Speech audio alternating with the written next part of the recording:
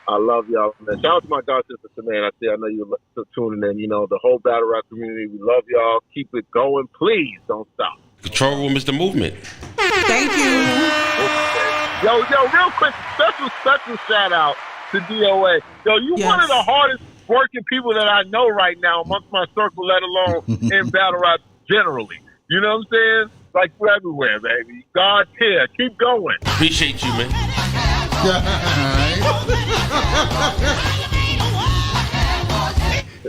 Hallelujah, glory to God, only dirty bastard. So, all right, yo, talk to you later, bro. Thanks for calling. You already know. Thanks a lot. Peace. Thanks to y'all. Salute.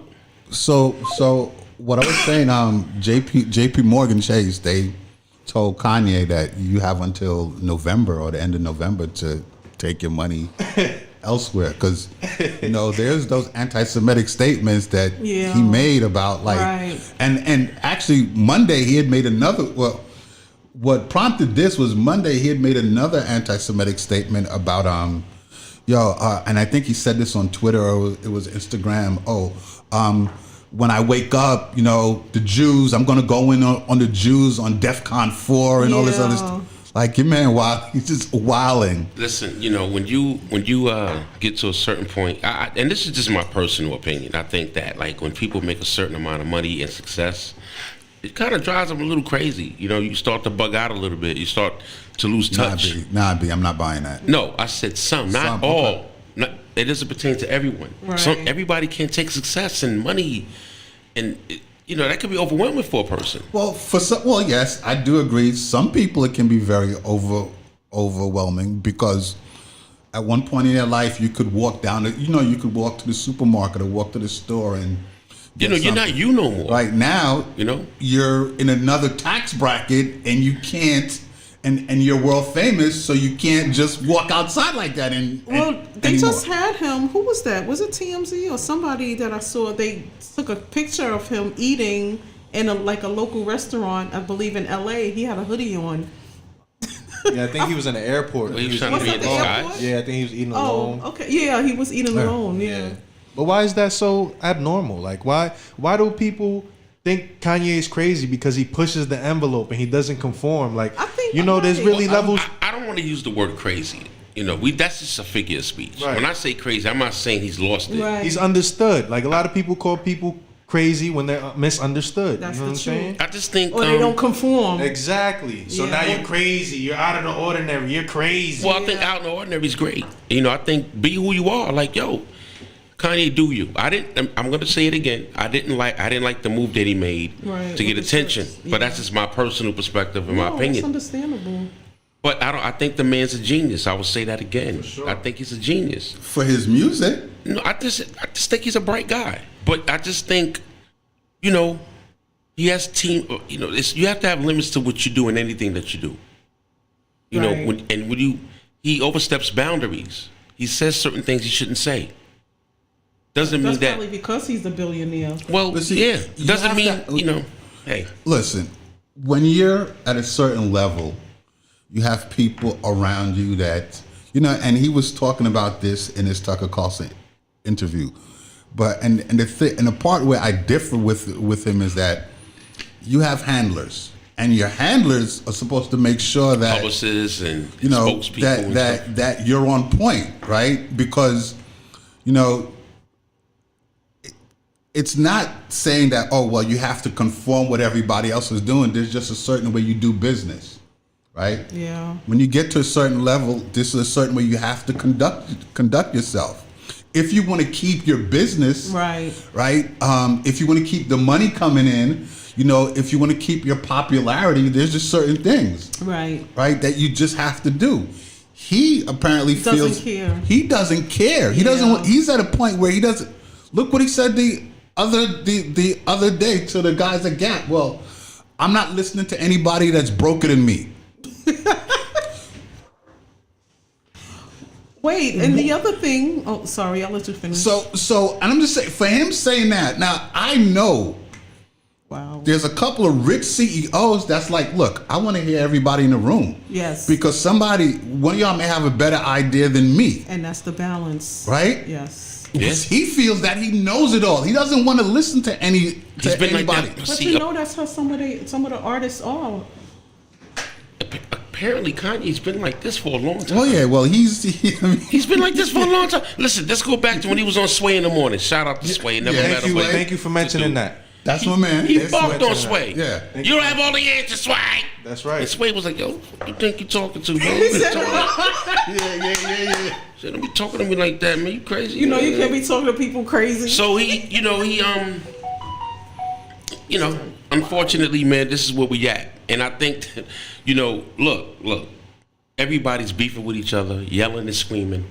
I don't know what the real issue is, but we at the fourth quarter. I keep saying we're at the end of the year, and a lot of things are coming out. Yeah, that's true. Charleston White. Do you know who Charleston White is? No, He was 23 years old. He's only 23. He was 23. Charleston White? He's only 23. Nah, he's an older gentleman. He's been on YouTube. Let's talk about you. He's Never been heard of causing a Charleston lot of White? controversy. Okay, I was thinking about somebody else. No. Charleston White is a gentleman from Texas. Okay.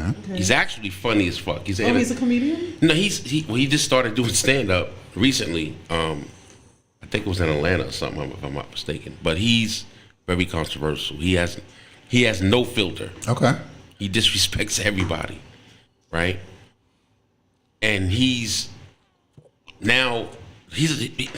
don't know where to begin with him.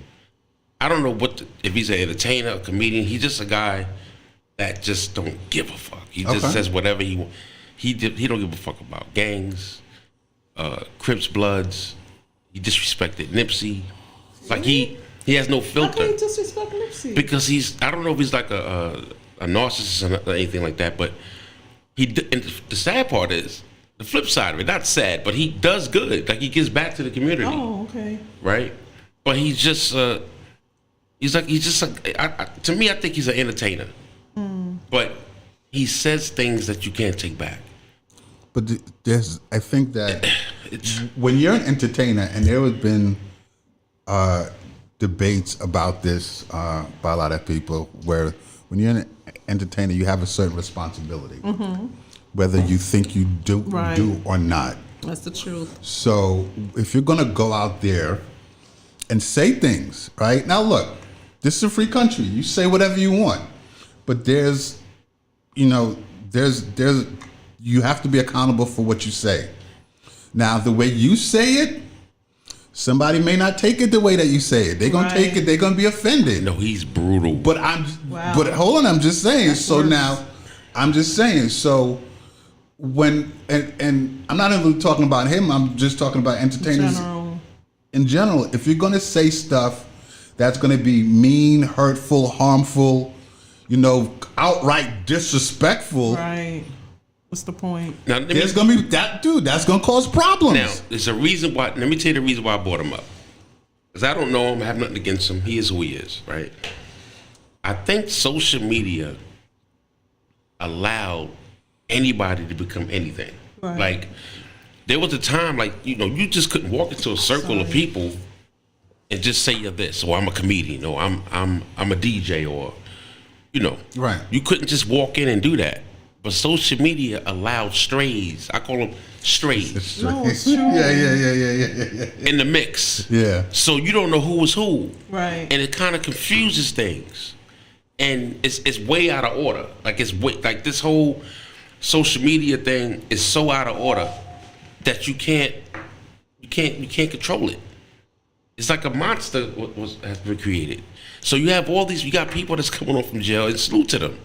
That's now becoming, they got podcasts and stuff like that. Salute to them. Right. But now they talking about gangster shit on social media. It's crazy. But it's only pertaining to people of color. If you look at social media right now, I'm just talking some real shit. Right. Everybody's beefing, yelling, screaming. People are getting hurt behind this shit. That's what's gonna be happening when you're not being accountable for what you say. Right. Somebody's gonna put get the words to test. Yeah, somebody's see if you got the hands to match. or the energy. Look at actually, unfortunately, look at with some of these drill artists. Oh yeah. Right? they posting up videos saying this one, that one. I'm gonna get you on this and that, and they like, okay. I'm glad you brought that up. I'm gonna see you. I'm glad you brought that up because I was telling Chinks.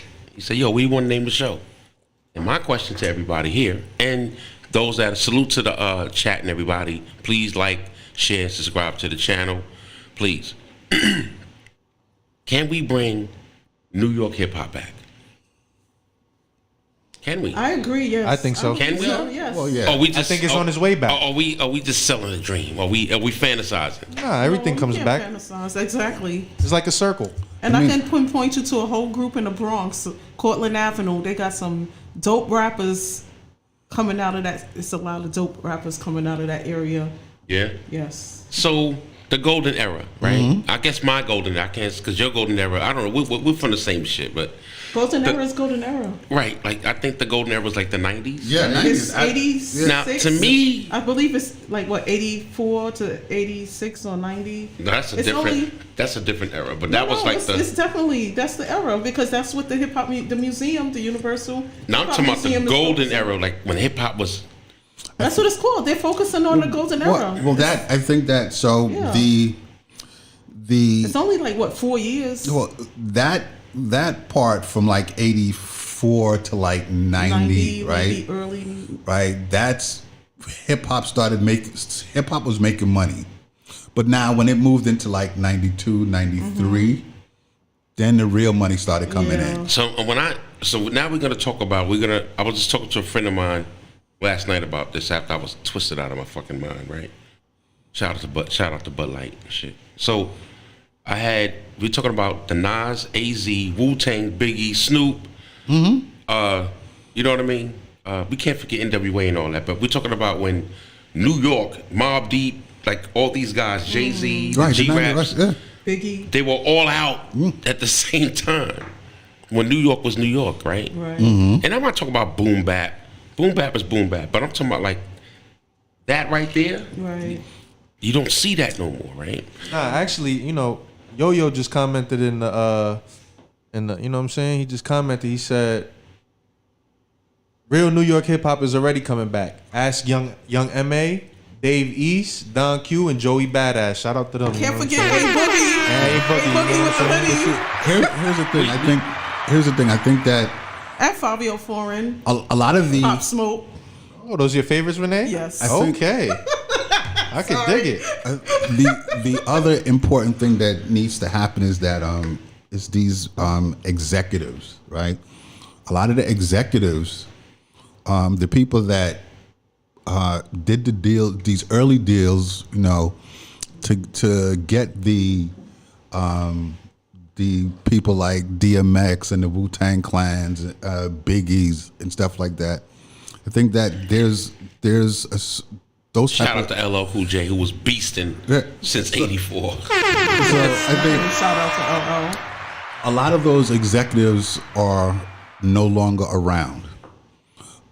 What also has happened is corporate politics have taken over, because now hip hop has become a multi-billion-dollar business. Right. Right? When you're talking about, for example, Universal Music Group, right, which is owned by Vivendi, when hip hop music can account for, what's it, like 30% of their earnings, and they put that out to the investors, bro, that says a lot. Yeah. That says a lot. Right? So, I think for, it can be on the way back, and I can see it happening, but also you have to have the right people that know how to get things back to where we used to be, right? I So think they need to move, sorry. No, go ahead. I think they need to remove some of those corporate heads and put people that are from the hip hop community in those places. Right, and she's absolutely, because listen, there was the A&R people back then, right? You had A&R people that understood what the streets were, right? Going back to say, what's it, early 90s? Was it early 90s? Sleeping Bag Records. There was a white guy by the name of Ron Resnick. Ron Resnick was the one Ron Resnick. Exactly. Right. Right. And I know Ron very well. Ron signed EPMD. Right. He signed Nice and Smooth. Nice. Just Ice. Oh wow. Right? And that was from back then. Well, I feel like we're missing somebody. There's somebody we're missing that got signed. Oh, and also, Mantronix. Oh, Right. Mantronics. Yeah, Mantronics Right, so- was a beast for the Yes. season. So right, Yes. but so in that era. Then over at Def Jam, you clearly had Russell right. Simmons, Rick. Right. Right, Rick did Rock the Bells. Oh, he did rock. Yeah, Rick did Rock the Bells. Wow. He produced that. And for those of you, I'm not talking about the festival. Right. No, we're talking about I'm the talking original. about the And it's two versions. right. The original version, Right. that came years Like later. there's the slow version or the Right. slow down version, which actually is the first version. Then there's the second version, which is the one that got popular. Right. Right. Right. So, so I think that we don't have those kind of people. Well, In office. We don't have them in office. we don't have them in office, Right. and also to Renee's point is that the corporate has taken over. Right. So now what you have is labels literally hiring people to go on likes. It's not even about this song, this song sounds good or listening to their music. It's about now how many likes that they got. Right? And they're literally hiring people for that. Not understanding that, you could have 100 million likes. That's not going to equate to The culture. sale. That's not going to. There's a situation that happened 2 years ago with this chick by the name of Bad Baby. She was also known as the Catch Me Outside girl. Yeah, Oh, I remember okay. her. She changed her name? She blew up, man. but she got her OnlyFans money later, right? But what I'm saying for the music side. Well, she was talking to her mom. That's me Right, outside. yeah. Nah, we the But best from the guys. music side, she made some music, put up a video, wound up getting like a few million likes or what have you. 2 A&R people from Warner Brothers signed her, thinking that she was gonna blow up. They dumped all this money into her. Shit didn't really happen, so they had to go buy records, buy her Buy it stuff, back. right? Buy it to make it go to make it look like she went platinum. Oh no. Which they used to do. They did that for years, Wait, though. they paid. Oh yeah, they pay to do that. They always did that. They always, Do you know they there was a did what? time? There was a time where the label or the company will buy they will buy the rest of your sales just so it can go gold. And that's why they be broke. but this is but see, 'Cause they gonna recoup they don't that. understand. Well, see, but no, they don't understand. See, a lot of these artists and even some of these new managers, they don't understand how that stuff works, They right? better call Master P. Right. Selling records out the trunk of a car. Right. Nipsey So- Hussle selling but- his mixtape. But see, when if a label is gonna put money into you, right? Clearly they want to make all that money back. Right. And you got to have some Right. kind of equity. Some kind And of. so now there's some artists that assets. and see back then it was I forgot it was the first records used to come out on that Tuesday, right? Mm-hmm. And then the following Tuesday they everybody would wait for the report. Right. How much you sold that week, right? So the opening week sales Mm-hmm. is telling. Right, because back then you were hearing, "Oh my God, Little Wayne sold like 900,000 copies in the first week," or Right. Kanye sold about the same in the first week, or Jay-Z. So those so they try to get out the initial sales that first week, and then everything after that is Yes, the game. Yeah. Yeah. So but I mean, but if a label really believes in you and think like, okay, this artist is going to go far, and sometimes they don't, Right. but they'll spend the money to make it look like it goes gold. That's horrible. Or it goes platinum. Like, look, I've seen it. I've been, like how Rock says, I was there. Right. I was there. I was there with a few. God, I saw that's myself. horrible. Right? I saw myself. Right? So, and some of these artists don't know that that's charged back to them. Exactly. You may got the plaque, Right. right? But some of that may be charged back to them, right? So now it looks good that you got this gold record or But it's this fake. or this platinum record, but them not understanding that the label had to go buy Right. Wow. some of that to make the record go gold or make the record go Now you go need to hit the go button and go boom, boom, boom, boom. right. That's sad. So yeah, but that still happens now. But they It's- still So got what- the plaque, but they had got recouped on the back end that nobody sees. and, Right? and see and It's labels they fronting. had, Isn't that called fronting? well yeah, but see there's Renee is on some I'm shit. sorry. Royal is on some shit today. I'm on some cool shit today. I ain't gonna act the fool today. so it's I mean so No, it's true. So I mean, if you're gonna go gold or if you're gonna go platinum, you want to be able to really make money off, Yeah, absolutely. off What's the of that. point? So let's go back to Yeah. the original question because I don't know where the fuck we Sorry. went. The but- music, is it gonna? No, can it happen? Because Yes. I have debates with my peoples all the time about this, right? Can we bring back that? Now I don't want to say old New York sound, but Go back to the 90s, 90-ish. because it was, you know, now you have to understand. Listen, I don't for know those if that that's don't know, right. I'm born in 1970, right? So I saw this shit grow from there to here. I love the 80s too, but my favorite ever was the 90s because Mine's too. It was because a lot of fun. and you can actually understand what they were saying. Yeah. Yeah. But also, it was real. That yeah.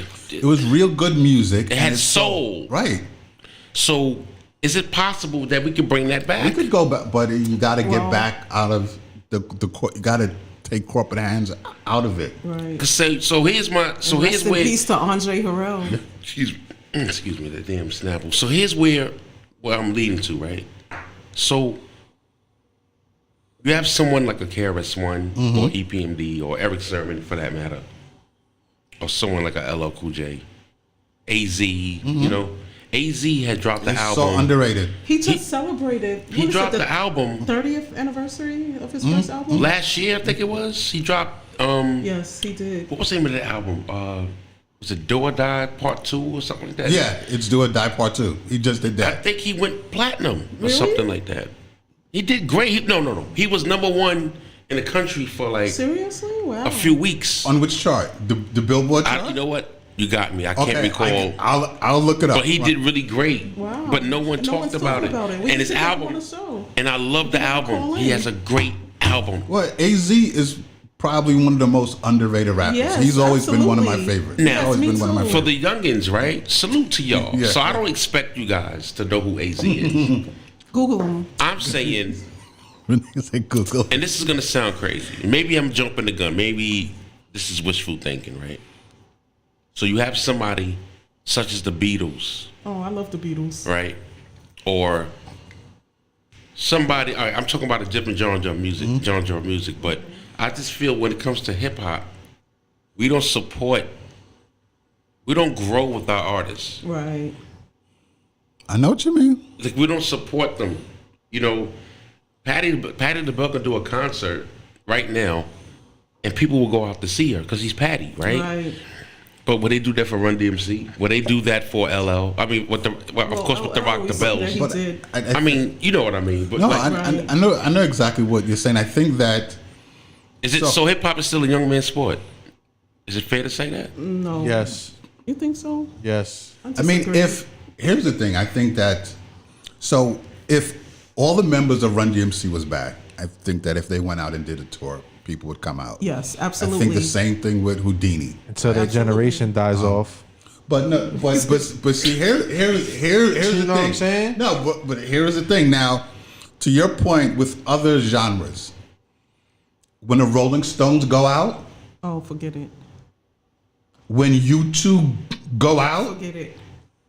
you understand? They support. Like they're doing fucking stadiums, And they bro. have generations that have That's what I'm followed them. saying. When the Grateful Dead go out, Oh, forget that. Dude, they gotta- Led Zeppelin. Yes. but this is what I'm Pink saying. Floyd. These are right. These are rock bands that when they travel, Right. they travel with 2 stages, Yes. God damn. right? 2 stages. So now, can hip hop artists get to that point? Are we there yet? We're not there No, yet, we're not but there we can yet. get there. Okay. Right? We can get there. We can get there. Can't get there. But But I'm. Maybe I'm too far ahead. I'm jumping too far. But I'm. No, that's But with those rock bands that I just mentioned, those are just like these are people that grew up. yes. They grew up with Pink Floyd and U2 and the Right. Rolling Stones.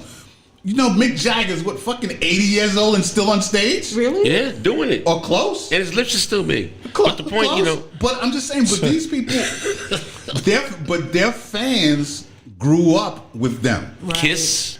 Oh yeah. Right? Just like we grew up with Run DMC, with Houdini, with LL Cool J. But see, I'm fans of with the Fat Boy. I'm fans of Kiss, Led Zeppelin, the Grateful Dead. me I'm too. fans. I still, But this when I is- was a right. kid, I walked around with a Kiss shirt, Kiss shirts. Listen, Yeah. I was a big Kiss fan too. Okay, all right. Yeah. So I seen them in Madison what I Square mean? Garden a few wow. times. So you know what it is. Yeah. So Let me ask y'all a question. Who put y'all onto these rock bands? I don't know. I Listen to just, it I was, growing as a up. Like kid. me, I You love hear it? Barry Manilow. You know. Now, Chinks, listen, my mother. My mother used to listen to Barry. My mother- Manilow. You see, and that's what I'm saying. Listen, my mother loves Patsy Cline. Right? My father used to listen to Alabama. And if it wasn't for them, you would have never knew who Patsy was, right? I won't say, yeah, you're right. It would have took Yeah. you a while to figure it out for yourself, to find them people yourself, right? I mean, as far as like, if you're talking about in terms of like the Motown sound, the Patsy Cline's, yeah. But as far as Kiss, listen, my parents didn't listen to that. I heard that from the streets. Like, Right. you have to understand, I was a kid, we used to go to arcades, play on the pinball machines. Yep, I had that's right. white All types of friends. stuff. Yeah, yeah. That's I'm right, from that's- Ravenswood Projects. Ravenswood Projects was very diverse. So I can go to my boy's house. We're playing video games. We go to an arcade playing pinball machines, Right. and you hear this music. Wow. You know what I mean? So it was everywhere. You couldn't even. Then we had. I should see. They had like the gangs out here around Steinway and all that, Right. and they used to walk around with these jackets with the spikes, and so it was everywhere. You couldn't escape that. You know what I mean? And then one day I listened to Melly Mel. I'm like, oh yeah. You know what I mean? And I lost it, right? So But I think he can't. Wait, sorry, I don't want to cut you off. it's okay. Go ahead. No, go Sorry. No, I was just gonna say, like for me, I grew up when I was growing up in Wyandanch. We had radio, right, and we would hear the Beach Boys, Barry Manilow, Elton John, and then all of a sudden it was Frankie Crocker. Yeah, yeah. So there was that's, a shift. that's right. That's right. So I think our generation, we don't really. I won't say here, not at this table, Right. because we support. I'm saying a lot of us don't support artists that they come back and we're like, nah, man, you old. Like, because I joke about it a lot. Like, like, what are you gonna rap about at 50? Your fucking high blood pressure. But you know what I mean.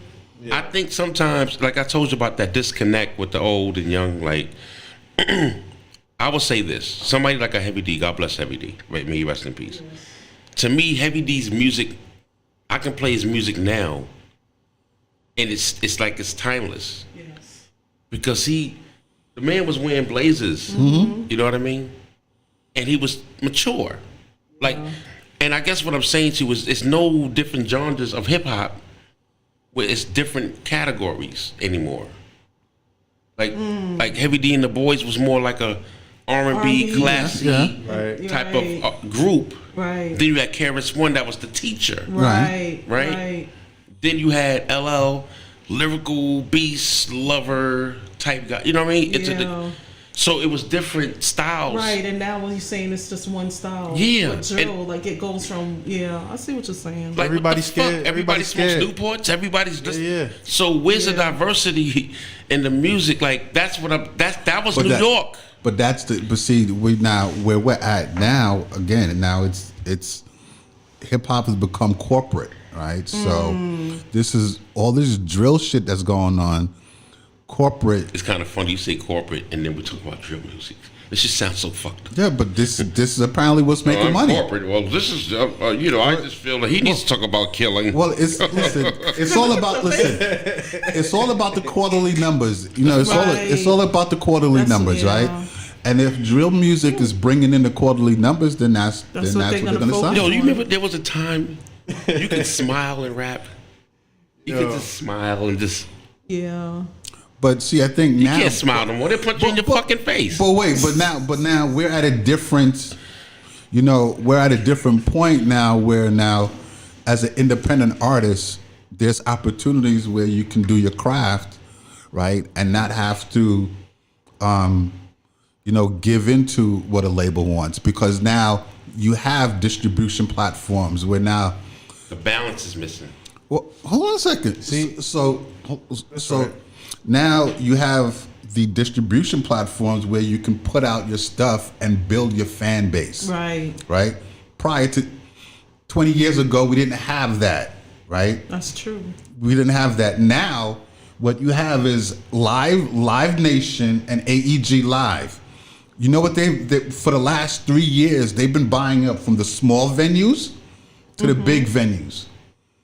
And the reason why they're doing that is because any new artist that's coming out that starts to create a following, they want to grab them from in the beginning. Years ago, they were more focused on, the big name acts. Right. Now it's like they want to catch the artists when they're small and groom them up to the big stadium.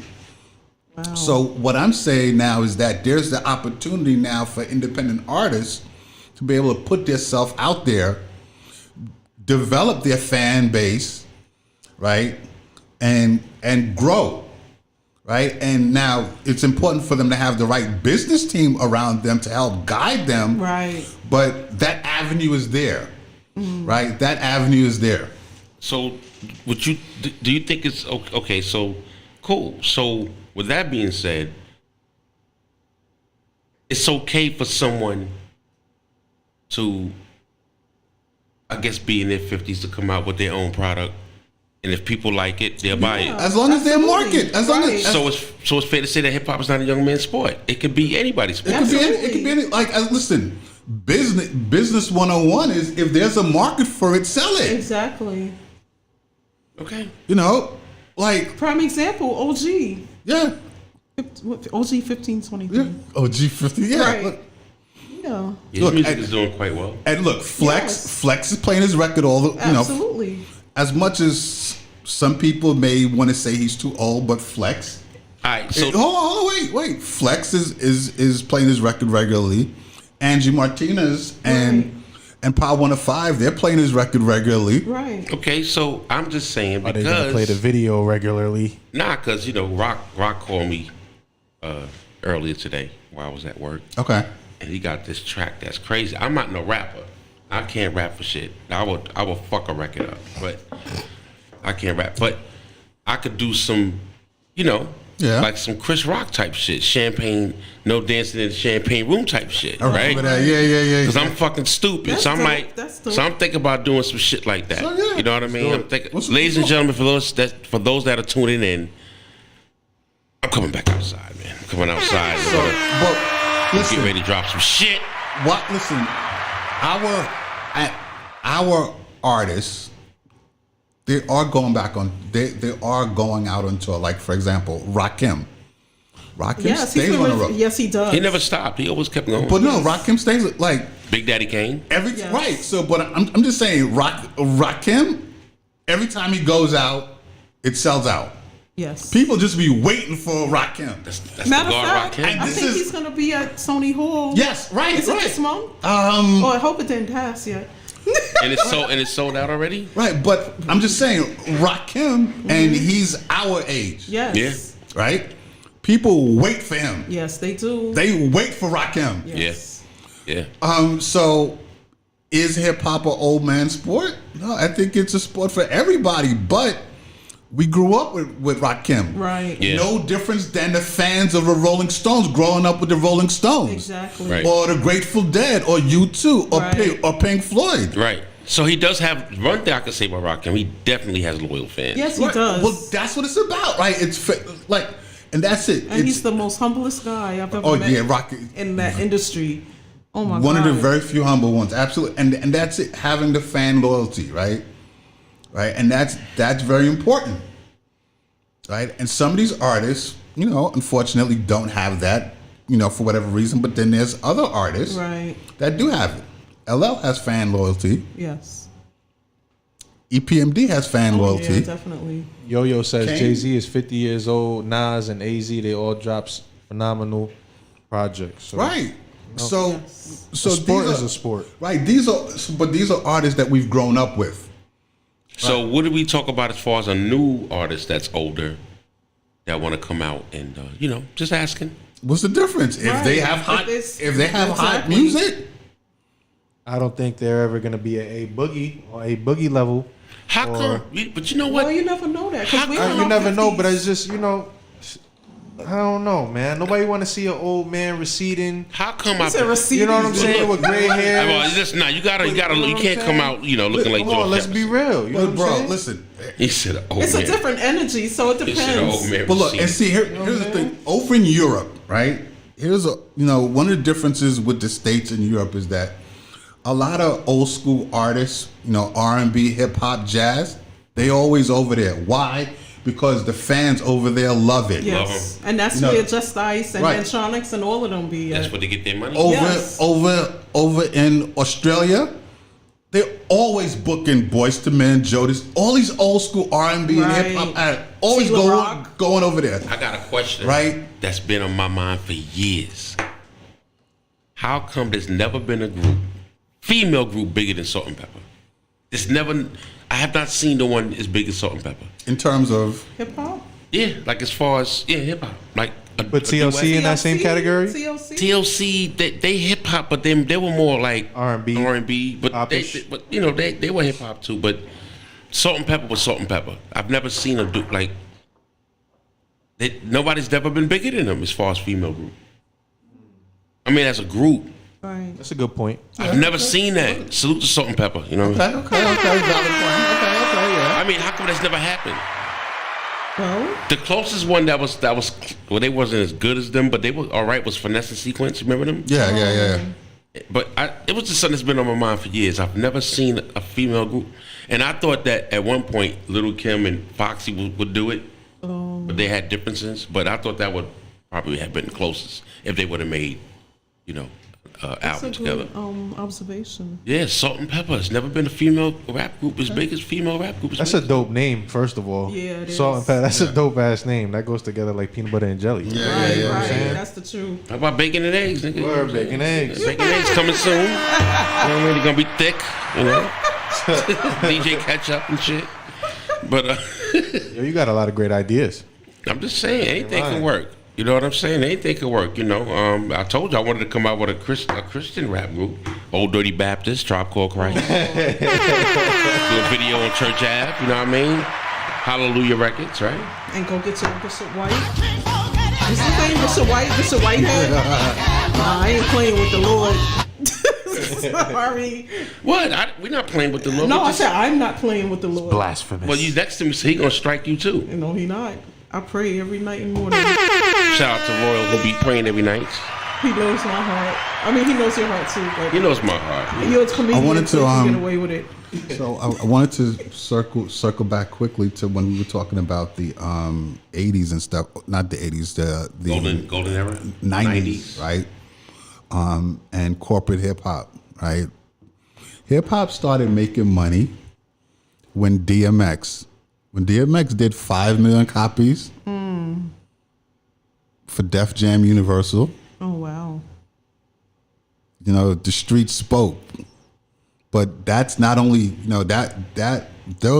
those type of numbers was also crossover numbers. But, yes, that's exactly what made it go over the crossover. But can't forget LL though. LL was selling like crazy with that "Mama Said Knock You Out." But I'm just LL by that time was hip hop pop. X was straight. Yeah. Street, bro. X was straight street. And to drop 2 albums in the same year and put up those kind of numbers, that you dropped 2 that year? Yeah. Yeah, rest in peace to DMX. That right there was the turning point. You know what I mean? That's what it is. That's that energy. That was the turning point. Yeah. Where hip hop was starting to make the real money. Because in corporate, they didn't think that an artist could put up that He sold more than L? Yeah, then I mean he at that time he was the only hip hop artist that did 5 million. Wow. I thought L did 5 million with "Mama Said Knock You Out" because they was trying to go for 6 million when he dropped that out. LL was Ellen has always put up consistently a platinum record. Right. He's always consistently put up a platinum I record. Need Love was crazy. Right. It's still selling. Oh yeah, that was a great Right. album. I mean, as I say, he's consistently put out a platinum album consistently. But I'm talking about when you're talking about selling in bulk, DMX, Wow, The I didn't know Street. that. Yeah. 2 albums in 1 year. Wow. Right, 5 million. Crazy. That's crazy. So that was the I learned something new right. tonight. So that right there was the turning point where now they could see, wow, like hip hop and see also too. To be fair, Def Jam already had their machine, so they were able to make that happen, right? But still, to put up those kind of numbers was unheard of for hip hop artists, unheard of. And so DMX made history. Of course he did.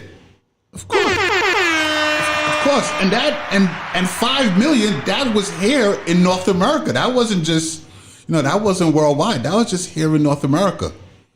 And he did it twice. Wow. In 1 year. Yeah. Yo-Yo says DMX forever. I think the turning point was artists taking the careers in their own hands. Russell Simmons played a major part for artists to win. This podcast is amazing. So great feedback. So let me ask you, what about Notorious B.I.G., Biggie Smalls? How did he do? With the life after death and He went diamond, but I mean, here was the thing: when an artist died, artists are worth more dead than alive. That's a fact. So let's talk some history here, because of course we all know that Mr. Gary Fax knows the history of hip hop. No, 'cause I'm on some laid back shit tonight. You know what I mean? I got twisted last night, ladies and gentlemen. Clap it up for me for getting drunk. Fucked up last night. I got fucked up last night. What was the occasion? Well, damn. I had no occasion. I just wanted to get fucked up. You don't have to have an occasion to get fucked up these days. You can just say, you know what? I feel like getting fucked up. So I bought like I only had like a 6-pack. But You got fucked up with a 6-pack?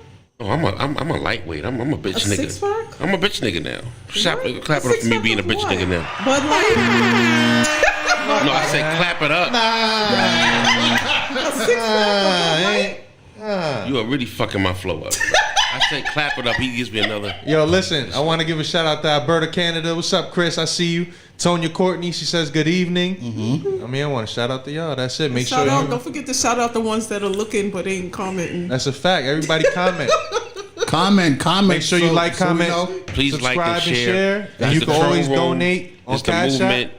Once again, salute to Gary Fax and Renee and of course Chinks and Rock Logic and Robin. Once again for allowing me to have my own night called the Kontrol Room. So clap it up. That's right. You guys can show your support by donating on Cash App at BGM Podcast. And keep in mind, I will never see that money, but clap it up for that. Yes, you will. That's my position. This is how we revamp the studio. We got this fucking nice with y'all. table. We got it. I'm fucking You know what I mean? Don't listen to DOA. Nah, Y'all. for real, He's salute to crazy. you guys. Let's talk history, man. That's shit. I'm a hip hop head. Shit. So I learned something tonight. I didn't know DMX made history as far as 5 million. because I thought it was L. I thought L was the first. L was always consistent with a platinum album. Always consistent. Wow. He was always consistent with a platinum album. When DMX, man, What's My Name? I used to play that song like crazy when I used to go to the gym. Yeah. How that song go again? Say my name. Say my name. Oh shit! You on your Fivio 4? No, that was Destiny Child. Nah, but he remade it. Oh, did? Oh, yeah. Right. She didn't say that. Shout out to Royal. Clap it up for fucking up. This is fucking up Thursdays. Shit. Oh shit. That was funny. That was some funny shit. Damn. I all that time I thought it was fucking LL Cool J with that Mama Said Knock You Out. Wow. Walking with a Panther. Oh, Yeah, God, no, I love that. Yo, Oh, those my God. like, listen, Walking with a Panther, Mama Said Knock You Out. Those albums I think was just like double and triple platinum. Yeah. Right, but as far as bulk sales, like putting up real numbers, and not saying that those are real numbers, but for to put up the very big numbers, DMX was the first one to Salute to do DMX, it. man. Right? He was the first one, but also too, LL, even though he was us and hardcore, he also was crossing over into pop, right? In terms of his market, and not saying that his music was changing, right? But DMX, dude, that up straight street, bro. I want to touch on something though. Fuck it, I'm gonna take it there, right? And I'm pretty sure you know the answers to it. I'm just curious. So when Jay-Z got, salute to Jay-Z. Yeah. When he became the president of Def Jam. Yeah. Uh-oh. Then we had people like Redman. Salute to Redman because Definitely salute. because Redman never fell off. Mm-hmm. But I felt like Jigga got involved and started cleaning house, right? Because we had someone like LL that no matter what he dropped, he sold, right? Mm-hmm. Then Redman gets the boot. Am I correct? They started clean. What happened? Talk to me, Gary, because because I'm just saying like that's and the reason I'm bringing this up because that's when hip hop kind of like changed again. Well, like the golden era started. It was like out with the old, corporate in with the new. corporate politics and. But he was kind of part of that. But here, yeah, because Let me get that. Let me get that DOA. There you go. Leor Cohen was the one that basically got Jay into that spot. Like Leor, for most people that don't know, Leor was the one that broke up Jay and Dane. Yeah, well, right? it's no secret. So, It's no secret. Right. So, but Leor was the one that helped put Jay in that spot to become president of Def Jam. So Jay, had the room to do whatever he wanted. Right now, whether we agree or I agree, he, Redman, bro. he did what, but still, he's, now Redman. I know. Listen, I know. There would never be another Right. Redman. Right. So there was, He's still rapping. Yeah, but yeah. clearly there was a lot of changes that happened at the label, which a lot of people didn't agree with. Him and DMX, they had their issue, and DMX was like,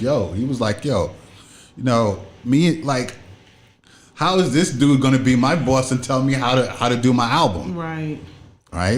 But I will say, and I just found this strange. Well, not strange, but even after all the music or all the records that DMX sold, he still was in debt to Def Jam. So when he left, so prior to him signing his new deal at Sony, Jay-Z, he let DMX go and wiped the debt clean. Right? So and a lot of people don't know about that. Right? But back to your point, I mean, when he became president of Def Jam, a lot of changes happened and it wasn't the machine that it was before. Okay. Right? Because look, there were a lot of money that, for example, they spent a lot of money on Rihanna to break her. They spent a lot of money on her. Don't get it twisted. They spent. I know. They spent. Shout out to Rihanna because she's also a billionaire. Yeah, but she was his pet project. Right. That's the politics of the game. Okay. Like that's the I politics. just thought it was room for everybody. Oh, ladies and gentlemen, we got Nikki Sunshine calling in. Okay. Hey, what's up, Nikki? Hey, Dread. Clap it up for Nikki Sunshine. Welcome. Hi, Nikki. Hi. So for those that don't know who Nikki Sunshine is, she's a good friend of mine. Nikki, how long we known each other for, like, 10, 15 years? Yeah, that's about that. Don't know. Well, Nikki Sunshine and her husband, Jamie Roberts, they're both comedians, and they have a comedy club called Comedy in Harlem. And clap it up for that right there. And so I've been working with Nikki Sunshine for quite some time, for quite a few years.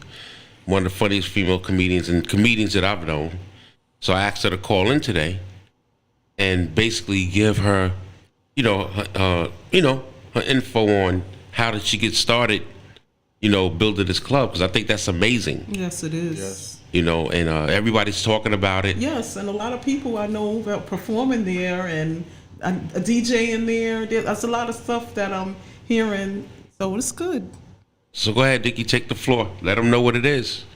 Yes, yes. Thank you so much, Dred, and everybody else for giving me this platform to talk about the club. You know, every day we're working, and we're really a club for the community.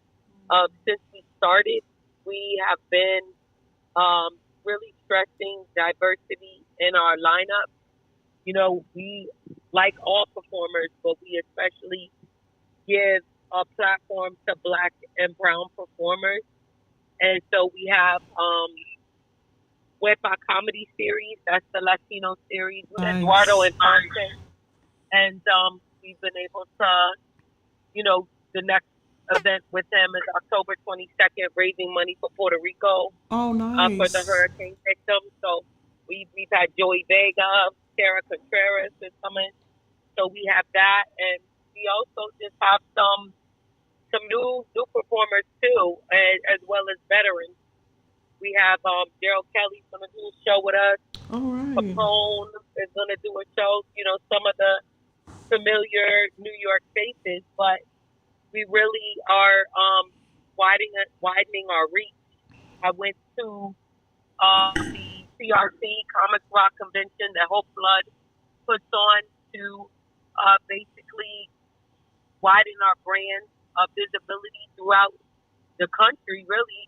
Down south, there are comedians that are going to be coming up to New York to perform because they heard about us. And, you know, this is urban comedy. There have been many people that will be like, oh, well, you shouldn't say that it's just for Black and brown, or you shouldn't say that it's Black owned, because then that's going to turn some people off. But why is it a problem to say that it's Black owned? I think it's something that we should be proud of, because Absolutely. we really are one of the only true every night dedicated to comedy stand-up comedy club in New York City, and I think that's something to be proud of. So we're here in the community. Just today, I went by Transition Exodus Center and helped people that have been in jail get back integrated into the community, and saying, hey, we're here. You know, you want free tickets?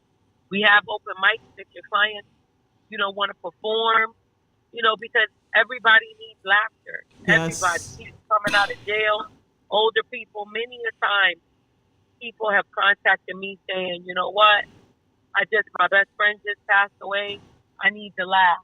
Or, you know, my brother passed away. I need to laugh. So laughter is medicine, and New York City needs it. So Comedy in Harlem is here for all of that. Nice. That's beautiful.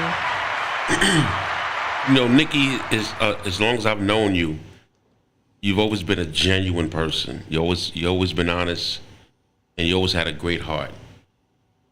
And for you and Mr. Jamie Roberts to come together and build a comedy club, urban comedy club, a Black-owned comedy club, is so successful. That's a blessing. And Yeah. I don't think you understand the magnitude and the effect that you have for a lot of comedians. Your club is now the go-to now. You know, especially, you know, during this pandemic, man, people took a lot of hits. You know, a lot of, you know, as you know about as we called it, the urban circuit, which was formerly called the Chitlin circuit. A lot of those clubs had shut down. People had lost money and so forth. People had to leave New York and whatnot, and, you know, rearrange their lives. And for you and Mr. Jamie Roberts to come together and make this happen after the pandemic is such an accomplishment. Yeah, you know, thank you, Dred. And this is for us. You know, just like you said, there were a lot of venues, restaurants, and things during the pandemic that shut down, and that's where performers would go. Right. You know, I believe Mingles might still be open, but there were a lot of different places. Bedford Manor in Brooklyn, they were kind of open, not open in the pandemic, but a lot of places kind of went away or shut down. And those we felt comfortable. We would perform.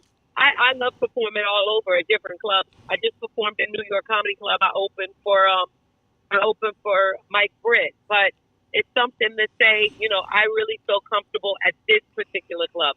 I really want to produce or do my taping at this club because I feel comfortable. The people treat me respectfully. I feel like I want to do business with people that respect and appreciate me putting money in their pocket.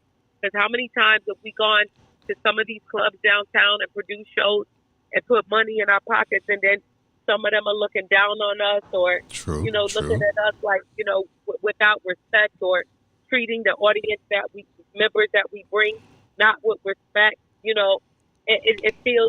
doesn't feel good. So we are here for New York. We appreciate all of our business. Anybody that wants to come to us to do an event rental, if they want to produce a show, if they want to put on an event, a poetry event, a baby shower event, we are an event rental as well. We will work with you. Not many places are going to say, we'll give you a courtesy hour, to set up or do whatever you have to do. We'll let you bring in your own vendor, no problem. They can sell their books or sell whatever. We need these type of spaces where we feel comfortable and where we help each other, because that's what Black America was built on. Black Wall Street and all of that. It just didn't spring up. People work together to build something and to enrich each other and to create opportunities. And that's what we need to get back to. Community. Everybody, one for all, there is no I and we. Because if we would think more like that, maybe we wouldn't have so much gun violence or kids dropping out, because everybody is connected in some kind of way. And when you think like that, you don't turn your back on somebody or turn a blind eye to somebody that needs help, or somebody say, you know what, I want to perform on the mic, but I don't have any money this time. Okay, cool. You know what, I want to do this particular event, but can you cut me a deal? We'll work with you, because people were patient and worked with us. Right. So we're building one day at a time. Who knows what's going to happen in January, February. People are saying, maybe COVID might be on the rise, or different sicknesses or whatever. You look at social media and you be like, yo, y'all club is lit. It was packed out this night, that night, this night. Yeah, maybe. But some nights it's not that many people. Maybe another night we may have 20 people. And, there's no vanity here with me. Like, sticking my nose up in the air. Yeah, we got this and we the only this and we only that. We say that we're the only Black-owned comedy club with pride, not with vanity. But it all can go away in a couple months, as we saw what COVID can do. So every day, my husband and I, we get up, we work hard. This is like another baby to us, another child, where you got to pour into it. You got to make phone calls. You got to plant seeds. You may not get this person's business today, but maybe you'll get it tomorrow. But it's not easy. But we're working together, and people are working with us. So.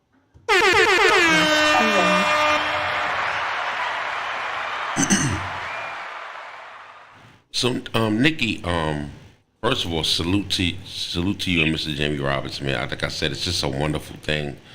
There's not too many people like you that would step up and put their hard-earned money into building something for a community. Salute to Jamie Roberts. Let people know what showcases you got coming up and the address and everything and all the information where they can. For sure. We're repping East Harlem to the fullest. East Harlem, we are East and Pleasant. So that's on the east side, right? Far east, right next to the FDR Drive. So if you drive in, boom, as soon as you get up to FDR, we're right there. We do have parking. Parking is only $6 an hour. It's and maxed out. You're going to pay $18 and you're going to be in a lot. You can't go to many places in New York City That's say for that's all. sure. That's true. That's definitely true. That's all you're paying for parking, and don't have to drive around in circles to look for parking. It's a lot. As soon as you get out the lot, away. So, but we have some good things coming up.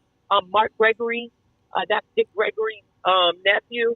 He's going to be with us on the 14th, this Friday, and then on the 15th, Smokey Suarez, Harlem Ray, he's doing his taping. And then next week, Thursday, Kareem Smith, he's doing a show with us. And just like I said, Eduardo with the Wepa Comedy Series to raise money for Puerto Rico hurricane victims. Kenny Williams, Sean Harvey at the end of the month. I produced one of the most popular shows at Comedy in Harlem. It's called Ladies Night. Ladies Night, we really pack it out, and we give a spotlight to the ladies, all different female comedians from different perspectives, Black, white, Hispanic, Asian. It's really strictly about the ladies, and we have a good time. So this month, we're doing a Halloween edition. So we have a costume prize.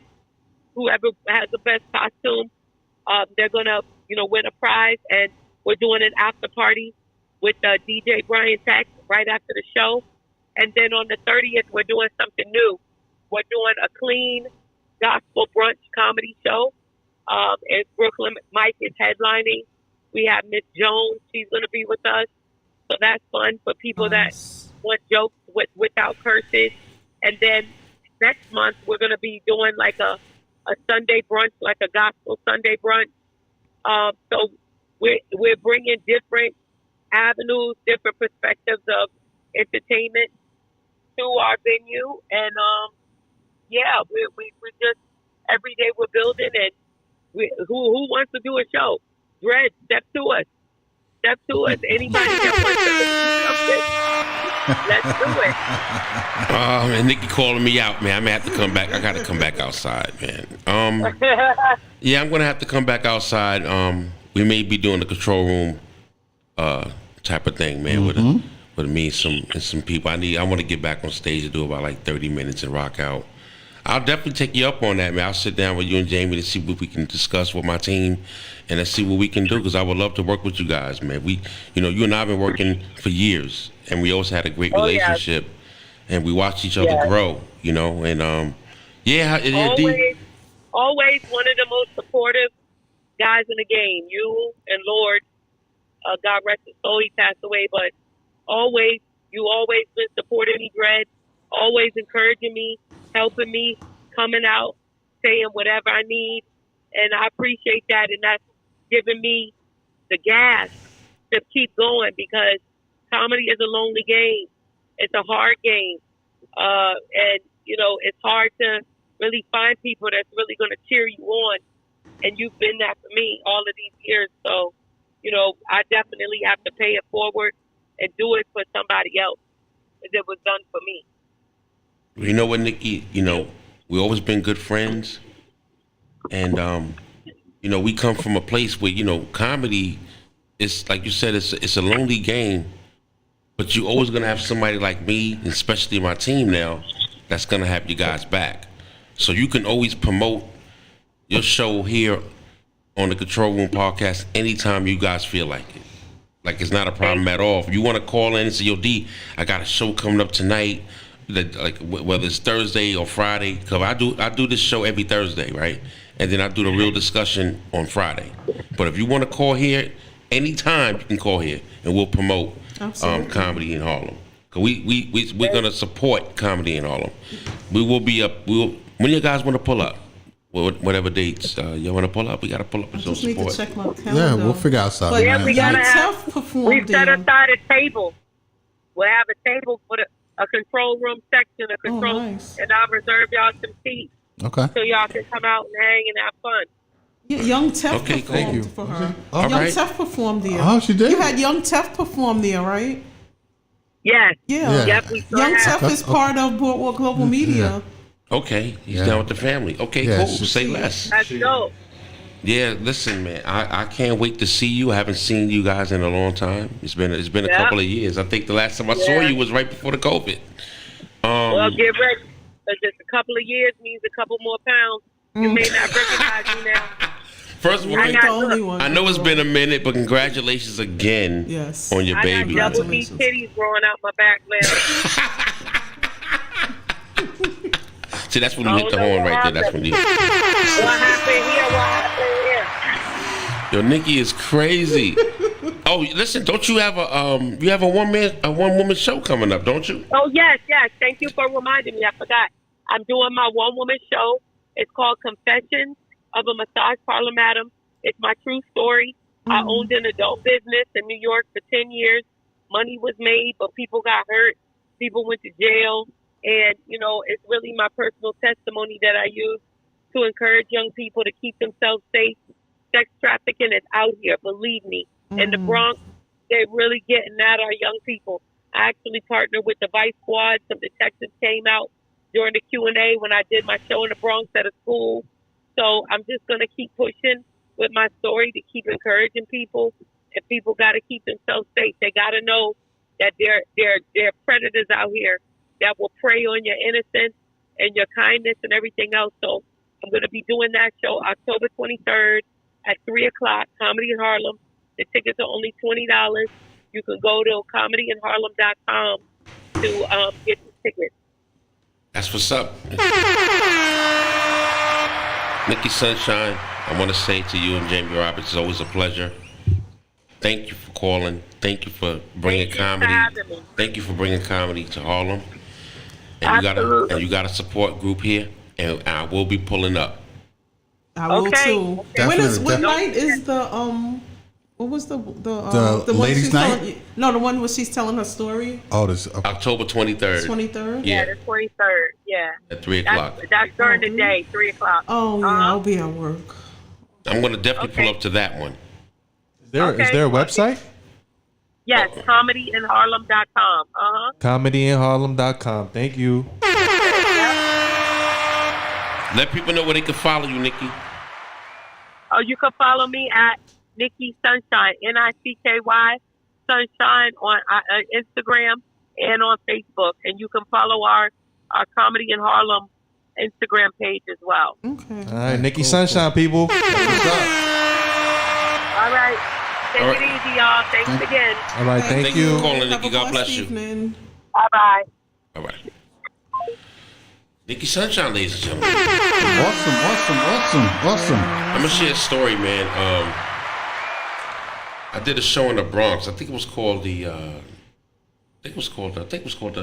Bronx BX Room or something. It was Oh, you're talking about on Boston Post Road upstairs? Yeah, it was a small spot. You walk up a ramp, a restaurant on the ground floor. I believe it. I believe so. It had a parking lot right next to it or something. It was like on a corner or something. It was. Oh, I don't know about the parking. It was a while ago, and it was me. Who was on the show? Me, Gerald Kelly. I believe Kool Herm. Nikki Sunshine. I added Nikki on the show. It was a good lineup, and people had purchased tickets for the show. Okay. And I was hosting, and I started. I love to host. Shout out for DOA for being a great host. Nobody can fuck with me. Nobody. So what happened was, I'm one of those guys that, I don't believe in the Apollo type of styles when we do comedy shows. Mm-hmm. And what happened was, Nikki got on. I never forget this. She was doing her thing. She was doing great. Okay. But there was a grown-ass woman. I don't know if she was drinking or being arrogant, but she kept interrupting the show, like heckling her. Oh, no. And she kept disrupting the show. Now, me as a host, I don't play that shit. So when it was time for Nikki to end her set, and I got back on stage, Nikki started to walk away. I grabbed her, gently. Mm-hmm. Said, "Don't go nowhere. Stay right here." And I told that woman, people pay tickets to see a show. This is not the Apollo. Right. This ain't no nigga shit. People, and it was like a pink and white affair. All right. I had my parents in the audience. It was it was great. It was right. And I lit her ass on fire. I said, this young lady has been doing comedy for a minute, and she came out here to work, Right. and you're disrupting her job. You know what I mean? And they gave her a standing ovation for that. You know, Excellent. so shout out to Nikki Sunshine. No, because you know, comedy, man, it's she has said something that's true. It is kind of like a lonely sport because it's only you in the audience. Right. I can wake up early in the morning, and if I got a show, I know how that show's gonna go when I wake up because it's spiritual. Shout out to my man Kuhern who taught me that. Comedy's a very spiritual sport, man. If you're having a bad day, that shit can affect your performance. Right, right. Right. If you don't adjust. And comedians have a lot of pain. Yeah, we go through some crazy shit. You know what I mean? So it just feels so good to see my black people, man, being successful and owning something, and my Latino people. And Right. you know, shout out to Eduardo. I haven't spoken to him in quite a few years. Me and him got to talk about some shit though. He knows what we got to talk some shit though. Me and him got to have a real discussion. Shout out to him for you know, donating money and raising money actually for those out in Puerto Rico and Florida and all that stuff. So that's basically it as far That's the as show. my black ass. Okay, bro. You Well, got anything else you want to say? what? I wanted to say one more. I forgot about this. Salute to Kevin Hart. Oh yeah. He had lost his father. Yes, he Right. did. What was his father's name? Wait a minute. I be forgetting shit. His father's name was Henry Witherspoon. Yeah. I believe he was 73 years old. And I can relate to that, of losing a parent. So salute to Kevin Hart. May his father rest in peace. That's right. You know what I'm saying? Also, you know, Nene Leakes' son. Oh yeah. Nene Leakes' son had I believe he had was it a stroke? A stroke and what was it? Something else I can't recall. Brandy. Yeah, he was like 23 years old or something. 23 years old, Yeah. yeah. Wow. And Brandy had a seizure. Yeah. Yeah, she had a seizure. That's so sad. So that's just, you know, I want to end it on this note that people, ladies and gentlemen, let's take care of ourselves. Absolutely. I'm going back to the doctor November 14th. You know, Definitely gotta stay. you guys in have the doctor. anything else you want to say? Go ahead. Go. You sure? I'm sorry. I want to do a shameless plug. Go ahead. Check out Seafood Soul and Tings, 563 East Tremont Avenue. Friday, I think it's this Friday, but they are having 1 year anniversary, and they're gonna have a barbecue outside the restaurant, and they're gonna be there from like I think 3 p.m. to like 9 p.m. and they have DJ Kid New is gonna be out there. They got a grill guy. It's a soul food restaurant. They have matter of fact, you know him, Raymond Grind. Oh yeah, Raymond Grind. We used to work together. Yeah, no. Trump, he told me the same Trump story place. you told me. Yeah. So congratulations to him because I saw him for years, over 5-6 years. He was cooking out of his house, and now he has a restaurant.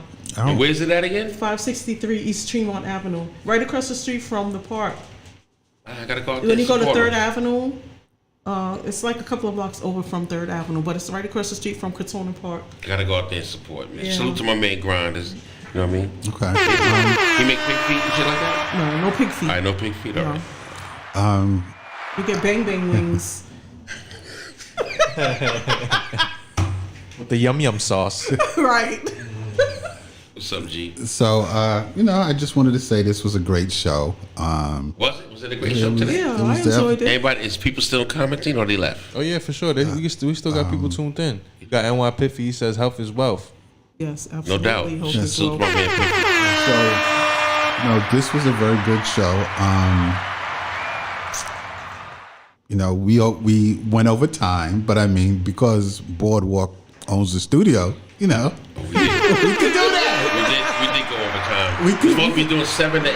But that's hey, right. yeah, 2 but- hours. Oh wow. Well, we started late. We started Yeah, we did somewhere start around late. 7:30. So, I want to thank everyone for tuning in. That's right. We are here each and every Thursday from 7 until 8.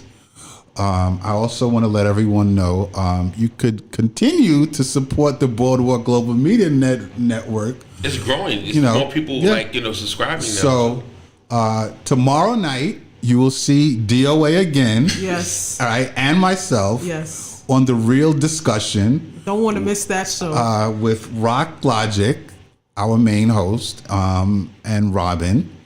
That's from 8. Oh, our new time. Yes.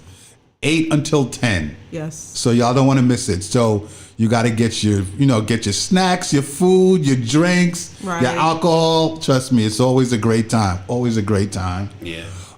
Sunday, we have Hip Hop Boulevard with Al Pizarro, Rock Logic, and myself. Or is it Chink's going to be here?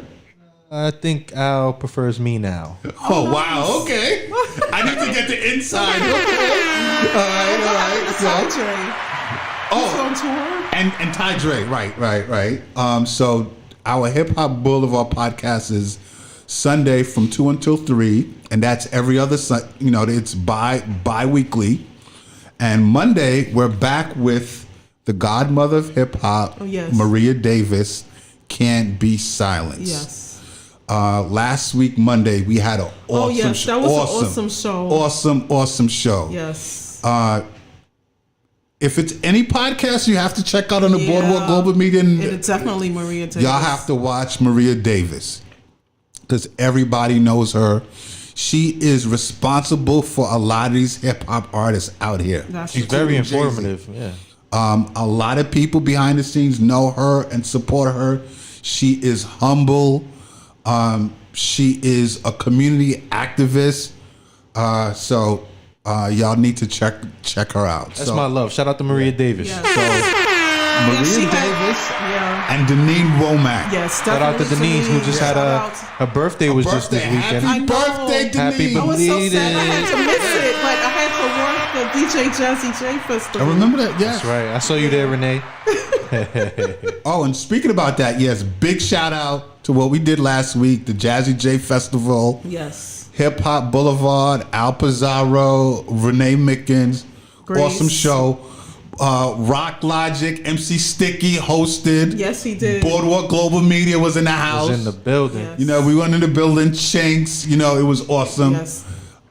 So on that DJ note, Ultimate. oh yeah, Shout out to DJ Ultimate. That's my Don't boy. forget. Jazzy G. Don't forget, Shout out to Jazzy G. each and every Jazzy Sunday, I'm on my IG, the Control Room IG. I do Battle Rap That's Corner. right. That's right. Each and every Sunday at 10:30 a.m. until whatever the fuck we want to end. Bro, I'm not up by 10:30, but okay. And that's my TD Jakes time. That is? Just throw some church music. So, all right. So I think we need to tune out, bro, and see everyone tomorrow night. Tomorrow night, the Real Discussion Podcast, Yes. 8 p.m. to 10 p.m. Yo, DOA, real quick. What's Let up? everybody know your IG. That's right, bro. Yeah, the Control Room, man. It's DA_KONTROL_room_. That's my IG. You feel me? All right, y'all. And that's the Control Room. Catch us next Thursday at 7 p.m. All right. Until you heard. We out of here. I'll put on my favorite music.